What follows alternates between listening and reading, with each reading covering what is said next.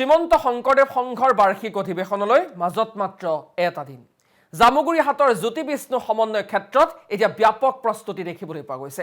লাখ লাখ ভক্তক আদৰিবলৈ সাজোৱা আদৰণি সমিতি ভকতৰ আপ্যায়নৰ বাবে পিঠা লাডু তৈয়াৰ কৰাত ব্যস্ত হৈ পৰিছে মহিলাসকল। চাৰিওফালে কেৱল আধ্যাত্মিকতা এতিয়া দেখিবলৈ পোৱা গৈছে। গুৰু দুজনাৰ কৃষ্টি সংস্কৃতিৰে মুখৰিত হৈ পৰিছে এতিয়া জ্যোতি বিষ্ণু সমন্বয় ক্ষেত্ৰ।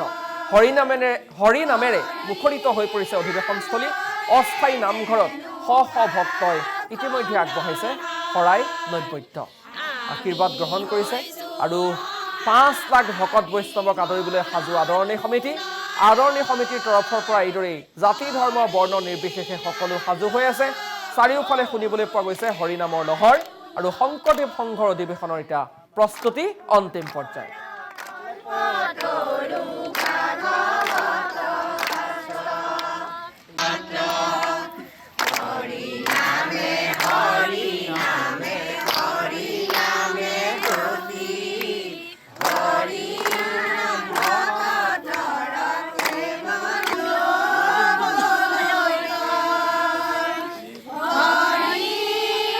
শ্ৰীমন্ত শংকৰদেৱ সংঘৰ ৯৫ সংখ্যক বাৰ্ষিক অধিৱেশন জ্যোতি বিষ্ণু সমন্বয় ক্ষেত্ৰত ধলাইবিল নাহৰবাৰী পথাৰত জামগুৰিহাট অনুষ্ঠিত হ'বলগীয়া ৬-৭-৮ ফেব্ৰুৱাৰীত আমি সমস্ত আই মাতৃসকলে আমি লাড়ু পিঠা বনাই আছোঁ।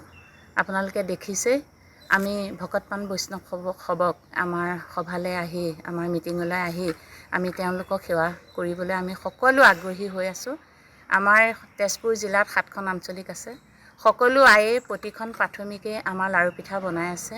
আমাৰ নিতৌ এদিনত আমাৰ ১০-১২ হাজাৰকৈ ভকত বৈষ্ণৱ আহিব। আমি তেওঁলোকক কেনেকৈ সেৱা শুশ্ৰূষা কৰিব পাৰোঁ তাৰে চিন্তা কৰি আমি প্ৰতি প্ৰাথমিকৰ আই সমস্তই তিল পিঠা আৰু বৰ পিঠা লাড়ু বনাইছোঁ। দেখিছে আপোনালোকে।